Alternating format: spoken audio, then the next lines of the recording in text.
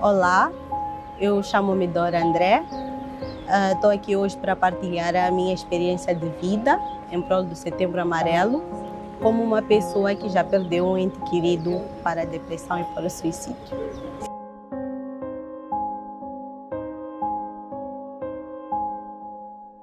Ele sempre foi um jovem muito ativo, né? Ele jogava futebol, estava sempre em movimento.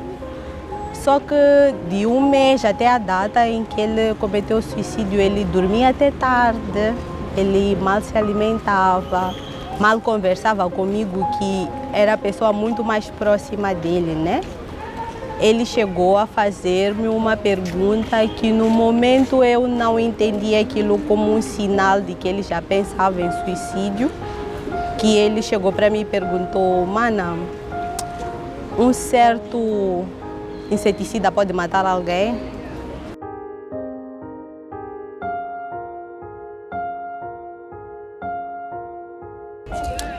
Ele deixou uma carta antes de sair de casa. O dia que ele saiu de casa foi um dia normal, como qualquer outro. Ele ia à escola de noite, eu também. Ele deixou-me sair primeiro para ir à escola. Ficou, redigiu uma carta, deixou o telefone dele desbloqueado e foi embora.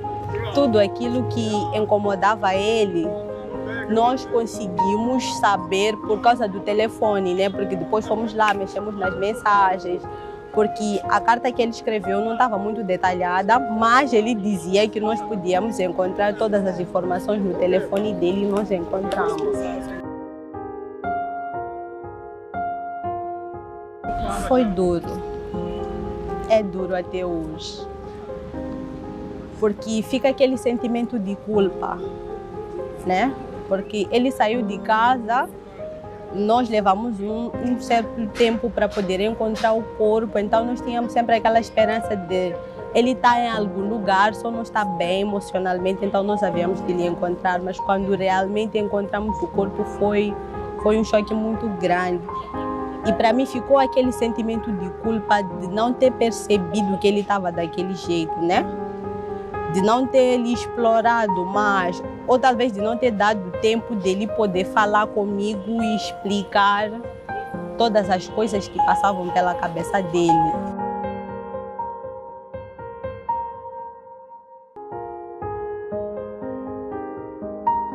Para as famílias, primeiro eu queria dizer, vamos ter mais empatia, né? Vamos amar-nos uns aos outros e vamos prestar mais atenção nos nossos entes queridos.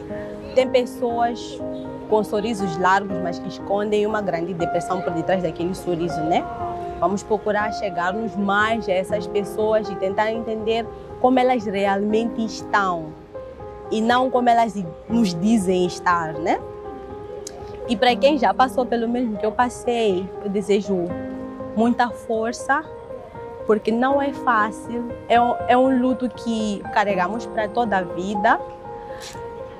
Vamos tentar ajudar outras pessoas com essa nossa experiência de vida. Vamos abrir nossos corações e nossos braços para pessoas que realmente precisam de ajuda.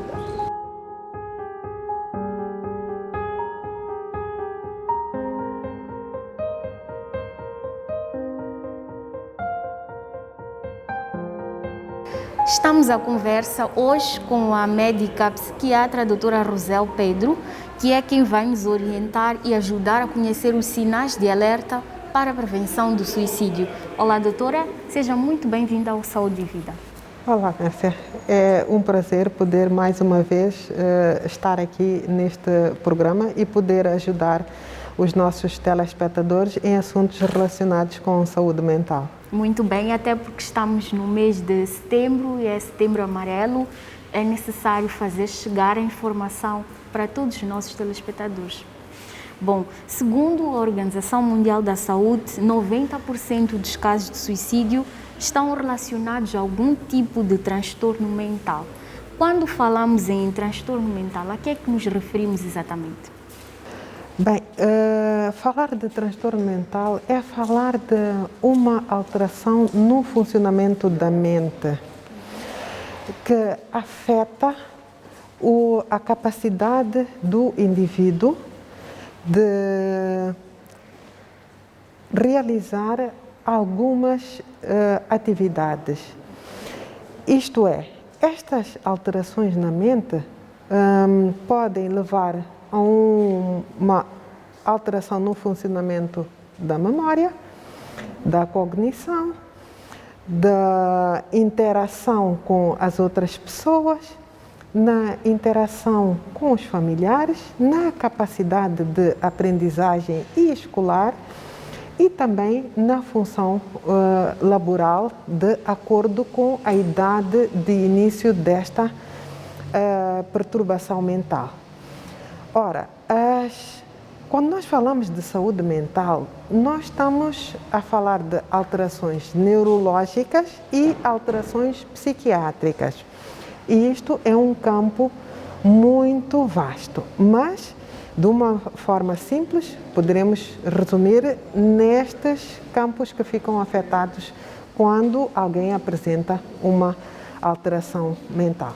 Muito bem. E qual a importância de cuidarmos do nosso lado emocional e pedir ajuda ao nosso próximo? A estabilidade emocional ou a saúde emocional é o equivalente ao nosso bem-estar. E o nosso bem-estar é o equilíbrio das funções psíquicas que estão associadas à nossa capacidade de gerir e, simultaneamente, adaptar-nos a diferentes circunstâncias. Isso é conseguido quando nós nos conhecemos a nós próprios, quando nós temos flexibilidade na nossa forma de pensar e agir, quando nós encontramos algumas soluções saudáveis para aquelas pressões que nós sofremos no dia a dia e também quando nós nos rodeamos de pessoas que são saudáveis, isto é, que não contribuem para a nossa instabilidade emocional. Por que isso é importante? Porque a estabilidade emocional, ou melhor, a instabilidade emocional pode levar à doença mental. E a doença mental, se não detectada na sua fase inicial, pode levar à cronicidade ou pode levar a algumas complicações, como o suicídio, do qual nós estamos hoje aqui a falar. Certo, muito bem. E a que sinais nós devemos ficar atentos, ou melhor, prestar atenção no caso de um amigo ou de um familiar que tenha ideias de cometer o suicídio? Bem, normalmente as pessoas que têm ideação suicida normalmente falam sobre o assunto, mas não dizem exatamente que se querem matar. Em alguns casos, algumas delas dizem, mas o normal é dizerem: eu acho que já não sirvo para nada. Quando se autodesvalorizam, eu acho que já não preciso de estar aqui, que a minha família já não precisa de mim, eu sou um peso para a minha família. São alguns dos sinais que nós temos que prestar atenção para doença mental que pode levar ao suicídio. Por outro lado, quando as pessoas se isolam, e antes eram pessoas muito ativas, conversadoras, também é um sinal para o qual nós temos que prestar atenção. E a família deve dirigir-se a uma unidade sanitária, ou quando se trata de crianças, os pais devem conversar com as crianças e, ao mesmo tempo, perceber das crianças o que é que aquela instabilidade emocional pode estar associada, a que é que ela pode estar associada, que é para poderem evitar que se desenvolva em doença mental. Muito bem. E que comportamentos é que exigem a atenção dos pais encarregados de educação? A irritabilidade das crianças. Uma criança que brincava com as outras sem problemas e que de repente começa a arrancar os brinquedos ou que não quer socializar com outras crianças. Uma criança que se isola, que tem uma mudança no seu rendimento escolar. Uma criança que tinha determinado comportamento, ajudava nas atividades de casa e até era sociável e que deixa de querer participar nestas atividades de pôr a mesa, ajudar a cozinhar, a arrumar a casa e o quarto, ou até aqueles comportamentos que muitas vezes nós chamamos como rebeldia. São alguns sinais de alerta para doença nas crianças que não têm esta capacidade de manifestação como os adultos. Ok. E como agir em caso de um nosso amigo ou familiar apresentar alguns destes sinais que a doutora fez menção? Bem, se nós conversamos com o nosso amigo, achamos que o nosso amigo precisa de ajuda e que isso nos transcende, e eu aqui vou falar com o telespectador que está a assistir ao nosso programa, que não tenham receio de procurar uma unidade sanitária e um serviço onde possam ter atendimento por psicologia ou por psiquiatria. E neste caso específico, referindo que este amigo está a passar por algumas situações que fazem com que ele tenha uma alteração do comportamento e que até tenha aventado esta hipótese de cometer suicídio.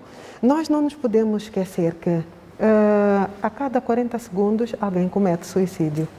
E se nós pudermos agir antes disso acontecer, nós podemos salvar vidas. Realmente. E quando é que é indicado o internamento do indivíduo caso tenha sobrevivido a uma tentativa de suicídio? Bem, o internamento é sempre importante quando ainda se mantém esta ideia de morte ou esta ideia suicida depois de uma tentativa de suicídio frustrada. Okay. É sempre importante que é para se fazer um trabalho.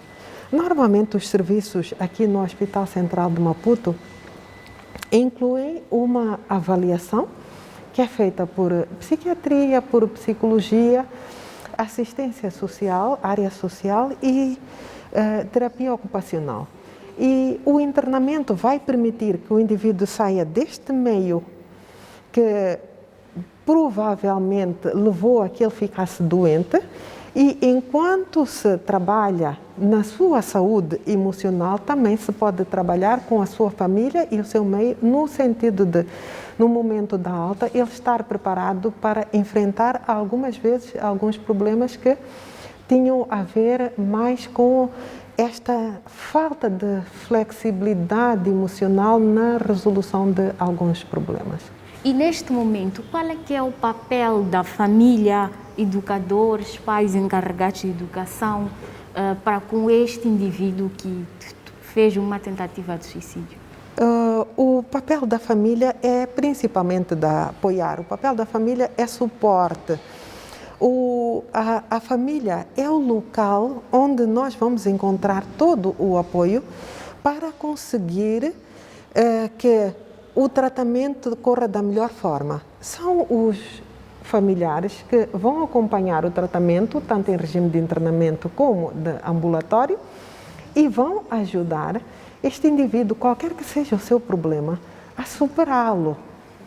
E também a ver se o tratamento está a correr bem e se houver sinais de alerta, poderem contactar uma unidade sanitária que é para este indivíduo rapidamente voltar a ser assistido. Muito bem. E falando da prevenção do suicídio, o que é que os nossos telespectadores que estão a assistir neste momento o programa Saúde e Vida podem fazer para evitar que algum amigo, algum familiar, até mesmo alguém que passa pela rua cometa o suicídio? Bem, a prevenção do suicídio começa exatamente por aquele aspecto que nós referimos antes, que é a saúde emocional das pessoas. E nós podemos ajudar a prevenir o suicídio, assegurando que as pessoas que estão à nossa volta conseguem manter a estabilidade emocional. O que isso significa? Todo o apoio que nós pudermos dar para que o nosso colega de trabalho, o nosso colega de escola, o nosso irmão, o nosso pai, a nossa mãe possa estar bem, é nosso papel dar esse apoio.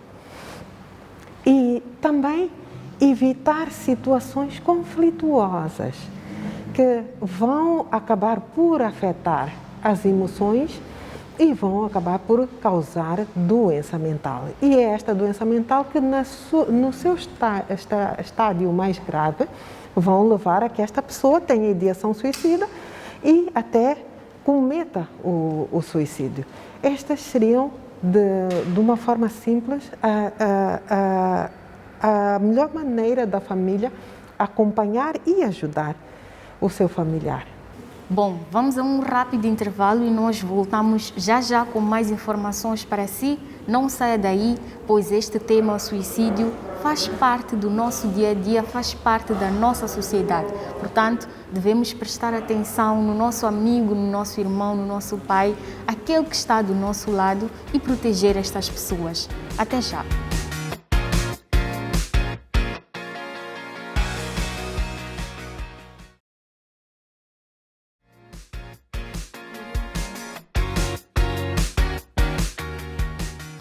Bem-vindo de volta ao programa Saúde e Vida. Para você que só agora ligou o seu receptor, hoje estamos a falar sobre a prevenção do suicídio.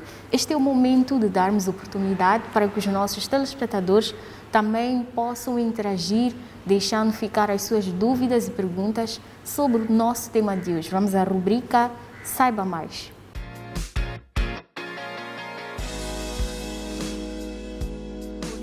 Olá, doutora Rosel. Aqui é Emildo. Gostaria de saber se existem doenças físicas que têm origem emocional ou mental. Esta é uma pergunta muito pertinente. Sim, existem doenças emocionais que acabam por causar doenças orgânicas. Por exemplo, quando o indivíduo tem ansiedade e tem muita palpitações são batimentos muito frequentes do coração, acaba por ir ao cardiologista porque acha que o seu problema é de cardiologia, quando na realidade estamos com um problema de saúde mental. Vou dar outro exemplo, que é aquelas pessoas que não conseguem expressar os seus sentimentos, muitas vezes apresentam gastrite como manifestação de um problema psicológico. Olá, doutora. Meu nome é Susana Chilunzo.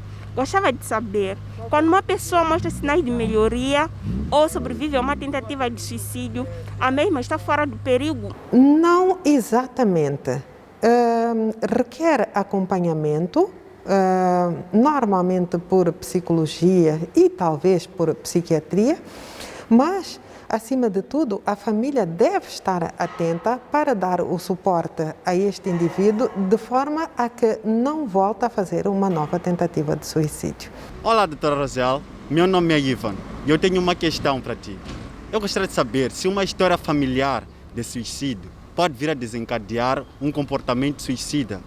Sim, se a história familiar de tentativa de suicídio ou de suicídio, é preciso prestar muita atenção quando um familiar apresenta alteração do comportamento, quando apresenta aquelas ideias de que já não tem valor, de que já não está a fazer nada aqui, que é um peso para a família, que talvez seja melhor morrer.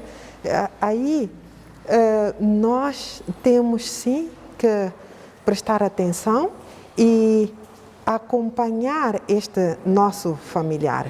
E por um período mais ou menos longo, até termos a certeza de que está efetivamente bem. Olá, doutora. Meu nome é Daniel. Gostaria de saber por que os homens são mais suscetíveis a cometer suicídio em relação às mulheres. porque o homem não costuma expressar as suas emoções. Os homens são mais reservados. Se o caro telespectador é homem e está a assistir a este programa, talvez dizer que não é fraqueza nenhuma expressar os seus sentimentos, as suas preocupações, os seus problemas, partilhar isso com a sua família mais próxima, que eles podem ajudá-lo a superar, de forma a que não desenvolva doença mental.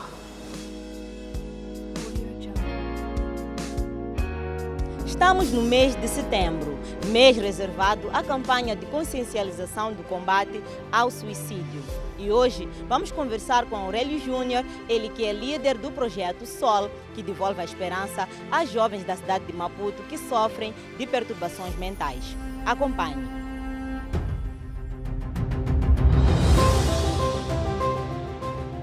O projeto SOL é um grupo de ajuda e de suporte em que coloca todas as pessoas com transtornos mentais e pessoas que estejam interessadas também, como amigos, familiares, que querem saber como conversar com alguém que está a passar por isso. Colocamos elas todas juntas e as pomos a conversar sem nenhum tipo de restrições.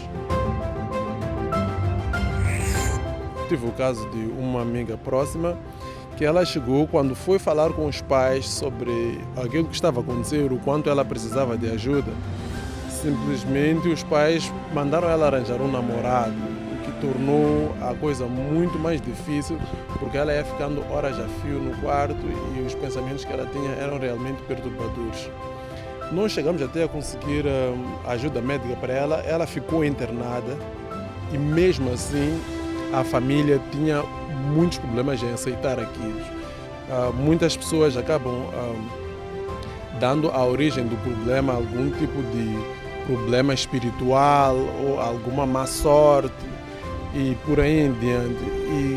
E mesmo diante de fatos tão evidentes, as pessoas continuam renitentes a negar que aquela pessoa esteja doente e que precisa de ajuda médica, o que torna o tratamento um pouco mais difícil porque a pessoa não encontra apoio, não encontra suporte a nível familiar e só encontra com muitos e muitos poucos amigos. Uma das principais coisas boas que eu acho que existe no projeto é o fato da pessoa estar livre de dizer o que quiser.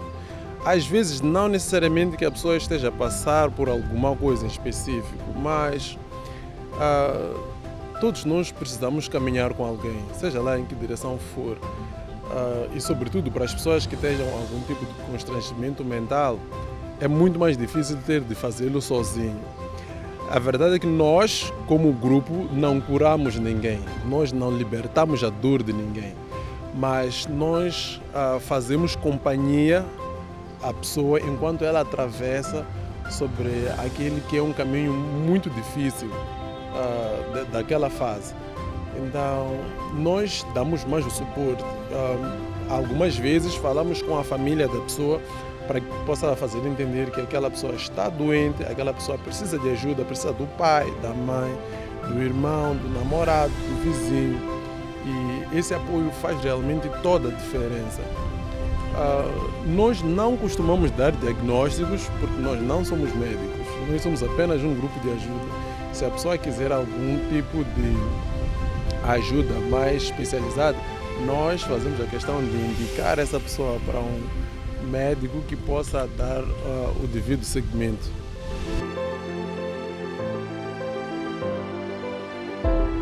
Bom, estamos de volta e, doutora Rosel, nós já estamos quase a chegar ao fim deste programa, mas antes importa referir que este mês de setembro é o Setembro Amarelo e tem esta designação, pois é dedicado à prevenção do suicídio. Que reflexão pode fazer sobre este problema grave de saúde pública no nosso país e não só? Bem, primeiro começar por tentar alertar a nossa sociedade através dos nossos telespectadores que normalmente as doenças mentais não são um sinal de fraqueza. Muitas vezes as pessoas têm medo de abordar os seus familiares porque a reação é de estigmatização em relação às doenças mentais. E este é o grande alerta, é a grande chamada de atenção que nós podemos fazer neste momento. É que psiquiatria, psicologia não são especialidades diferentes das outras, são para tratar doenças. E se nós tivermos algum familiar que apresenta uma doença mental, devemos aproximar-nos das unidades sanitárias e não ter nenhum tipo de complexo pelo fato de termos um familiar ou nós próprios temos uma doença mental. Por outro lado, nós temos tentado divulgar as atividades da área de saúde mental.